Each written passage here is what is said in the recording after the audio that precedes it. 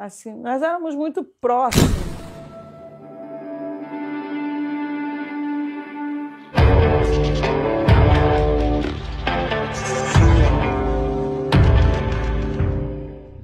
Esse vídeo é um estudo baseado em ciências comportamentais. Sendo assim, não vou expor a minha opinião pessoal sobre a pessoa analisada no vídeo. Olá, meu nome é Vitor Santos, eu sou especialista em linguagem corporal e perito técnico das expressões faciais. Recentemente, a cantora e deputada Flor de Lis esteve envolvida em uma enorme polêmica. Seu marido, o pastor Anderson do Carmo, foi morto na própria garagem de sua casa, baleado com mais de 30 perfurações no corpo, sendo um grande número de ferimentos na região genital. A polícia segue nas investigações em busca de confirmar de vez quem executou Anderson, como e por quais motivos. Após toda essa repercussão, 2 dos 55 filhos de Flor de Lis e Anderson do Carmo foram presos e ambos confirmaram participação na morte do pai. Flávio, o filho biológico de Flor de Lis, confessou ter dado 6 tiros em Anderson do Carmo. Lucas, mais novo que Flávio e filho adotivo do casal, admitiu ter fornecido armas de fogo. Após um bom tempo sem se pronunciar, Flor de Lis decidiu vir à mídia e falar sobre todo o caso. Que tipo de comportamento ela exibe quando fala sobre toda essa situação e quando fala sobre o seu marido? Vejamos o que a sua linguagem corporal nos mostra. Como é que a senhora está se sentindo hoje, quase 2 semanas depois da morte do seu marido? Dizem que o tempo melhora esse tipo de situação, mas não está sendo esse o meu caso. Cada dia que passa é que a ficha vai caindo, né? Os primeiros dias a gente acha assim, foi um pesadelo, esse pesadelo vai passar. Ainda existe essa coisa, né? De achar que ele está escondido. Que vai aparecer a qualquer momento. Que vai aparecer, que não passou de um pesadelo. E que a realidade dele estar vivo vai voltar a qualquer momento. Como é que a senhora está se sentindo hoje, quase 2 semanas depois da morte do seu marido? Zigomático maior contraído bilateralmente a U12B, uma microexpressão de felicidade. Músculo risórios contraído, canto dos lábios se esticando a U20B, medo, juntamente com inspirada funda. Caracteriza ali uma alteração no fluxo cardiorrespiratório, marcando um pico de ansiedade e adrenalina nesse momento. Até agora ela deu uma grande pausa e agora aplica um agregador verbal na vogal E. Essa ferramenta verbal geralmente é utilizada para ganhar tempo enquanto se pensa numa melhor resposta ou numa resposta que faça mais sentido narrativo, mais sentido lógico e não uma espontaneidade emocional. Esse tipo de fala mais bem trabalhada e manipulada fica evidente quando ela diz: dizem que o tempo melhora esse tipo de situação, mas não está sendo esse o meu caso. Dizem que o tempo melhora esse tipo de situação, mas não está sendo esse o meu caso. O uso de uma linguagem tão formal e tão bem articulada num momento desse, onde seria predominante um tipo de reação mais emocional, bem como uma linguagem mais espontânea e mais emocional, não faz muito sentido narrativo e pode ser visto ali como uma inconsistência narrativa, uma vez que ela articula muito bem palavras complexas, demonstra ali uma certa manipulação do seu discurso e uma ausência de espontaneidade, e poderia também estar relacionado a um afastamento verbal, porque ela não nomeia a situação, ela não fala eu estou muito triste com meu marido ter morrido, ela faz um afastamento, ela não faz mensagens diretas, eu estou triste porque ele morreu. Ela apenas define como esse tipo de situação, que é um termo ambíguo, que seria totalmente diferente se ela falasse eu não estou bem com a morte dele, eu ainda não superei que ele morreu. Esses pontos ambíguos em uma narrativa geralmente levantam suspeitas, como a gente já viu entre vários casos, o do Queiroz, ex-assessor do Flávio Bolsonaro, que usava uma linguagem bem ambígua. Também, por exemplo, Bill Clinton, que ao se referir a Mônica Lewinsky, que é a sua amante, disse essa mulher, ao invés de minha secretária, tendo novamente um afastamento verbal. É que a ficha vai caindo, né? Os primeiros dias a gente acha... A U12B, novamente, uma microexpressão de felicidade. É interessante notar nesse trecho que ela não dá uma resposta direta. Eu estou bem ou eu estou mal, mas utiliza de vários afastamentos, como a gente já falou. Esse tipo de afastamento em excesso, essa dificuldade em responder de maneira direta, eu não estou bem, porque ele morreu, pode ser visto como um discurso evasivo. Como vocês vão observar na narrativa dela, quando ela relata o que ocorreu no dia do crime, ela enche de detalhes a história, coloca vários detalhes, explica algumas coisas, por exemplo, exemplo, aí a minha filha veio correndo, a minha filha, aquela que mora embaixo, dorme na sala, aqui dorme na sala, sabe, perto da porta, e esse tipo de detalhe excessivo, segundo o protocolo SCANS de análise não verbal e segundo o protocolo SCAN do conteúdo da mensagem verbalizada, tem relação com a dissimulação, porque quando a gente quer contar uma história que é emocionalmente verdadeira pra gente, nós vamos direto ao ponto emocional e não ficamos preenchendo ela com detalhes e com narrativas evasivas. Vale lembrar também que Flor de Lis, além de ser uma deputada e ser uma figura religiosa, pode estar muito acostumada a se comportar diante das câmeras, por isso esse excesso de detalhes, de linguagem mais formal. Isso faria bastante sentido também. Porém, como a gente pode ver nesse trecho de um vídeo onde ela está declarando o seu apoio ao Sérgio Moro, ela está num estado emocional bem elevado e ali ela consegue falar de maneira direta. Eu, conte com o meu apoio, conte com o nosso apoio. Haja o que houver, não sei os demais, mas conte com o meu apoio, com o nosso apoio. É a hora de nós unirmos forças em oração, em clamor, pela vida do nosso ministro Sérgio Moro. Linguagem que ela não utiliza muito nesse momento. Também vemos outras expressões de felicidade na Flor de Lis quando ela está falando sobre quem pode ter sido ali o mandante do assassinato do marido. Vocês podem observar aqui. Quem queria ver o pastor Anderson morto? Eis a pergunta. Não sei. E essas expressões de felicidade são caracterizadas pela contração de maneira unilateral no AU12B, que é um comportamento incongruente quando você diz estar clamando uma perda ou estar triste por estar de luto. Como o próprio Paul Ekman mostra em Emotions Revealed, quando temos a perda de um ente querido, como por exemplo um pai, um filho ou um irmão, ou até mesmo um marido ou uma esposa, a emoção natural que a gente vai sentir geralmente é tristeza e não felicidade. Não, nós éramos muito juntos. Assim, nós éramos muito próximos. A senhora era apaixonada pelo Anderson? Eu era apaixonada pelo meu marido. Não, nós éramos muito juntos. Tensão na musculatura dos ombros. Juntos. Pausa no fluxo verbal juntamente com tensão no lábio superior mais acentuada de um lado, a UR10, desprezo, e tensão bilateral na musculatura dos ombros, turtle effect. Esse estado de tensão momentânea pode ser visto ali no protocolo SCANS como um ponto de dissimulação. Quando a gente não tem certeza sobre algo, tendemos a contrair a musculatura, associados à expressão de desprezo e a inspirada funda que ela dá também nesse momento, quando ela faz uma pausa, temos um conjunto de sinais, um cluster de sinais discordantes e incongruentes, que podem revelar ali uma certa incerteza dela. A senhora era apaixonada pelo Anderson? Eu era apaixonada pelo meu marido. Em seguida a gente tem um fluxo verbal contínuo, uma expressão de tristeza realmente genuína, embora ela tenha botox, a gente consegue ver sim uma tensão aqui na região interior das sobrancelhas e no canto dos lábios, e os olhos estão bem brilhantes, o que se caracteriza sim como uma expressão verdadeira, genuína de tristeza.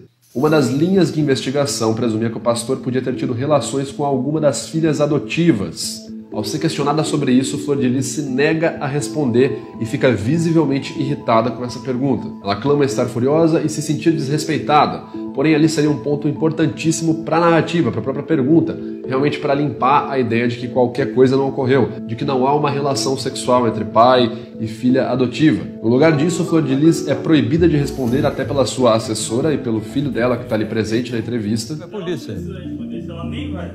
Agora tá Tudo bem. Então a gente não faz essa pergunta. Não. E enquanto o filho dela está dando uma bronca, está dando uma pequena discussão com a equipe de jornalismo, a gente consegue observar no rosto da Flor de Lis microexpressões de felicidade, o que é potencialmente contraditório à sensação de sentir-se furiosa e desrespeitada clamada por ela alguns segundos atrás. Os elementos que envolvem esse crime, 30 tiros, 30 perfurações no corpo, uma grande gama de perfurações na região genital, podem revelar grande impulsividade de quem executou Anderson, Não foi 1, 2, 3, 4, 5 tiros, foram 30 tiros, que demonstrariam um estado emocional elevado em quem fez isso e não uma frieza, o que novamente tem uma relação muito grande com motivos pessoais. E a grande concentração de tiros na região genital também pode estar associada a uma mensagem direta que pode ter sido passada do agressor ou dos agressores para o pastor Anderson, ou que utilizaram o pastor Anderson para passar uma mensagem para a mídia. E novamente reforça a ideia de que há grandes motivações pessoais envolvendo esse crime, o que tornaria muito improvável a hipótese de que teriam sido assaltantes ou pessoas que não tivessem relação ou conhecimento direto com o Anderson. A linha de investigação provavelmente presumira que os filhos podiam ter sido abusados por Anderson e assim ter se rebelado contra o pai adotivo como manifesto por abusos sofridos. Vale lembrar que, embora não seja informado se o pastor Anderson teve ou não relações sexuais com as suas filhas adotivas ou que cometeu até mesmo pedofilia, ele tem um perfil muito semelhante a outras pessoas que se envolveram em abusos cometidos contra crianças em comunidades e geralmente com ligações religiosas. Foram os casos, por exemplo, com João de Deus, Jim Jones e David Koresh. Assim como Anderson, esses três que eu citei agora também tinham os seguintes elementos. Eram líderes religiosos que pregavam religiões derivadas do cristianismo, viviam em uma espécie de comunidade ou casa compartilhada com mais de 15 pessoas, nas quais todas as pessoas dormiam próximas umas das outras, crianças, mulheres, homens, e mesmo com filhos, não se mudavam ou construíam novas residências próximas, moravam sempre no mesmo local. Tinham acesso a crianças de forma fácil e muitas vezes sem supervisão de adultos, eram líderes de suas famílias e das famílias que estavam hospedadas em sua comunidade ou casa compartilhada,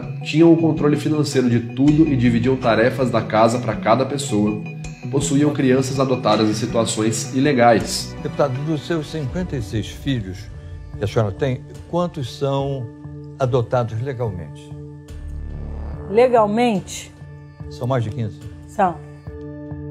Todos esses pontos são similaridades conhecidas por essas 4 pessoas. O que eu vou falar agora não há conhecimento na mídia. Como eu disse, a gente não sabe realmente, não há uma confirmação de se o Anderson abusou ou não de alguma criança, de alguma pessoa. Porém, os outros 3, David Koresh, João de Deus e Jim Jones, abusaram de mulheres, crianças, homens e, além de violência sexual, praticaram também violência física contra mulheres, crianças e animais. E tirando o João de Deus, os outros 3, David Koresh, Jim Jones e o Anderson do Carmo, foram baleados até a morte. Então pode ser que haja uma correlação entre esses perfis, né? Como são todos muito parecidos, pode ser que haja uma correlação entre o abuso sexual infantil e a figura do Anderson. Pode ser que haja. Lembrando que esse é um vídeo de estudo comportamental e não um viés de investigação e nem nada do gênero. Flor de Lis aceita falar sobre o que aconteceu na noite do crime. Nessa noite você saiu de carro? Saímos de carro. Fomos para... Atravessamos a ponte, passamos... Vocês foram até o Rio? Atravessamos a ponte, passamos por Copacabana. Teve um lugar ali que nós chegamos a parar para comer aqueles negócios que eu gosto de peixe. Quando ela inicia sua narrativa sobre a noite que ocorreu o crime, conseguimos observar alguns pontos bem críticos.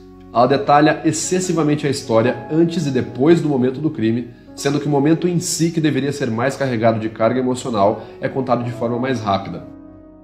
O que é uma incongruência narrativa. Os próprios métodos utilizados para detectar dissimulação honestidade em depoimentos de crianças que foram abusadas, como é relatado nas pesquisas do protocolo SCANS, mostram que quando a gente está contando uma história verdadeira, a gente tende a ir para um momento específico e falar aquela parte. Se você vê um filme bacana, você vai sair do cinema falando de uma cena específica. Você não vai falar, primeiro começa assim, depois assado. A primeira reação sua é lembrar daquela cena que te marcou emocionalmente. O que a gente consegue observar também no relato da Flor de Lis, que é outro ponto, ela é extremamente cronológica. Ela não conta nada emocionalmente, além dela rechear de detalhes. Ela não vai e fala o que aconteceu de maneira direta. Olha, eu cheguei na casa e foi tudo muito rápido, quando eu vi...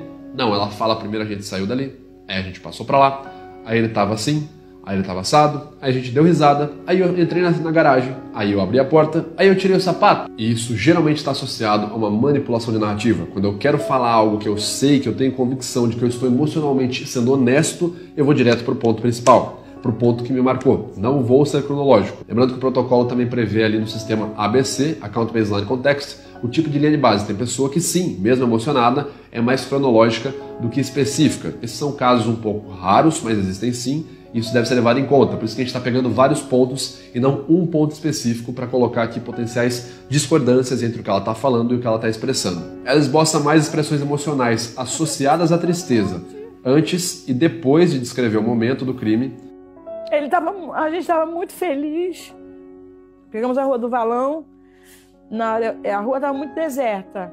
Em relatos genuínos, geralmente essas expressões ocorrem quando a gente vai narrar o momento do crime. Quando você vê, por exemplo, pessoas falando que perderam seus filhos, elas geralmente mostram as expressões de tristeza de maneira mais latente quando chega no momento específico. No momento do crime, ela clama lembrar do número exato de disparos efetuados, o que é uma inconsistência narrativa. Ter esse tipo de atividade lógica durante um momento associado a um crime pode ser duas coisas: que você estava consciente durante todo o crime, ou seja, não teve uma ativação emocional muito grande, ou que você está dissimulando e mentindo sobre algo que você experienciou. E o interessante é que ela comete um erro nesse trecho. Quando ela dá entrevista para a Record, ela fala que foram 6 disparos. Porém, ela fala pá, pá, pá, pá, pá, pá, pá. o que são um total de 7 disparos, e não 6, como foi ali a tese feita pelo Flávio, de que ele tinha disparado apenas 6 vezes. Né? Pá, pá, pá, pá, pá, pá, pá.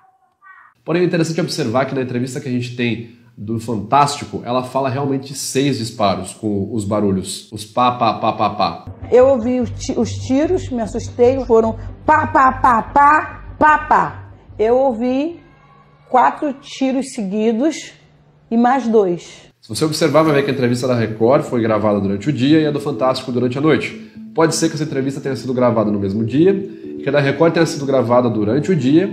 Esse erro foi observado pela assessoria dela, tipo, olha, você falou 7 disparos ao invés de falar 6, tá? E de noite esse erro corrigido foi falado de maneira mais correta na entrevista para o Fantástico, o que mostraria ali uma manipulação narrativa e, novamente, um ponto dificilmente de ser acreditado numa narrativa honesta. Também na entrevista que ela deu para o Fantástico, ela diz, né, nesse momento do crime, que todos os filhos que estavam acordados também ouviram 6 tiros. A senhora fala que ouviu 6 tiros.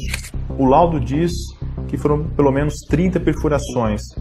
Por que essa diferença? Não fui só eu. Meus filhos que estavam acordados falaram também a mesma quantidade de tiros ouviram 6 tiros. Porém, na narrativa que ela dá para Record, um pouco mais cedo, ela diz que apenas o Ramon estava acordado e os outros filhos estavam dormindo, o que novamente é uma inconsistência narrativa. 18 ou 19? Era o único que estava acordado naquela hora?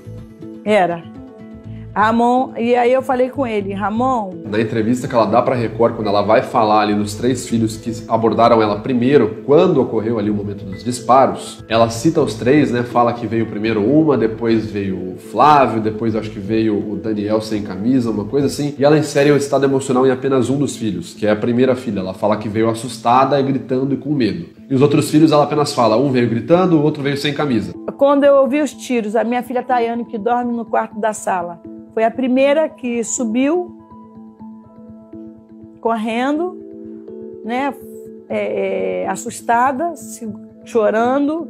Meu Flávio subiu. Esse tipo de detalhe excessivo geralmente está associado à tentativa do mentiroso de dar mais credibilidade na sua história. Como pesquisas feitas por Aldred Frisch mostram, quando a gente vai inserir outra pessoa na nossa narrativa, e é uma narrativa falsa, dificilmente a gente coloca um estado emocional nessa pessoa. Eu não falo, ela veio feliz, ela veio triste. Eu só falo, ela veio e falou para fazer isso. Isso chama-se validação por meio de terceiros. Eu quero deixar minha história mais crível e coloco terceiras pessoas na narrativa para parecer que ela é real. Mas quando eu esqueço de colocar um estado emocional, basicamente esse ponto dessa pessoa entra só para fazer jus à narrativa que eu estou contando. O que é um ponto dissimulado muito forte e provavelmente nesse momento na entrevista da Flor de Lis, uma grande incongruência. Nesse mesmo trecho também, quando ela vai falar dos 3 filhos, onde ela começa a dar mais pausas verbais e falar com mais cautela, ter mais dificuldade de falar de forma corrida, ela quebra frases que não fazem sentido. Por exemplo, a minha filha veio correndo, seria o sentido. Ela fala, minha filha veio correndo. Foi a primeira que subiu, correndo, né, assustada, chorando. Ele subiu gritando, meu filho Flávio subiu gritando, mãe, mãe! E nesse momento também específico, além dos outros momentos do vídeo, é onde ela mais olha para a cara do entrevistador, fazendo sustentação de olhar. Isso geralmente está associado a uma coisa chamada facial feedback, que é quando o mentiroso tenta ver se a pessoa que ele está tentando enganar está acreditando. Eu tô falando, ele está balançando a cabeça, está concordando, então bacana. Você consegue ver, por exemplo, a diferença quando ela fala que entrou na casa e viu que a luz estava apagada e não sei o que, e ela vai fazer um gesto ilustrador e o olho vai na direção. Joguei minha bolsa... Não, ele já estava em pé ali na traseira. Eu joguei minha bolsa em cima da cama, joguei meu sapato também em cima da cama. Porém, na hora que ela vai falar dos filhos, ela olha para o entrevistador. E o Daniel veio correndo, e a fulana veio para cá, e o outro veio sem camisa. O meu Daniel subiu, sem camisa. Na entrevista que ela deu para o Fantástico também, ela fala que a arma foi encontrada naquele ambiente, o que é um afastamento verbal, e diz que até que se prove o contrário, o Flávio é inocente, o Flávio não fez nada. O que é diferente de dizer ele não matou. Até que se prove o contrário, está associado ali a um S2 ou um S3. São manobras verbais para parecer que eu tenho credibilidade e honestidade. Geralmente está associado também à dissimulação. Importante dizer também que o Lucas, que foi o filho ali que teve relação, que forneceu a arma pro crime. No vídeo especial da Flor de Lis, quando ela fala dos 55 filhos, é o único filho que ela tem um comportamento de afastamento afetivo. Ela não se aproxima dele, não tem uma proxêmica íntima, não abraça ele, coloca ali uma tensão nos ombros e os braços para trás. Você pode ver uma diferença muito grande quando ela se aproxima dos outros filhos e outros parentes da casa. Bom, pessoal, a nossa conclusão aqui então é a seguinte: Flor de Lis demonstra muitos pontos incongruentes em sua narrativa, expressões faciais de felicidade ao abordar temas como a morte ou o mandante da morte do seu marido, demonstra inconsistência narrativa em seu relato, ao mesmo tempo que Anderson do Carmo apresenta um comportamento suspeito, similar a líderes religiosos que se envolveram em escândalos de pedofilia e abusos sexuais e acabaram mortos baleados. Esse tipo de caso geralmente tem uma explicação um pouco enfadonha e geralmente tem relações diretas, mas o que foi falado, a linha de investigação falada, é muito provável que esse caso realmente possa ser totalmente resolvido dentro da própria casa da Flor de Lis. Bom, meu nome é Vitor Santos, se você ainda não é inscrito no canal, se inscreve aqui, clique em gostei que me ajuda pra caramba e compartilha com o seu pessoal aí. Coloca aqui nos comentários dicas de quem você quer ver analisado aqui no Metaforando e a gente se vê no próximo vídeo. Falou!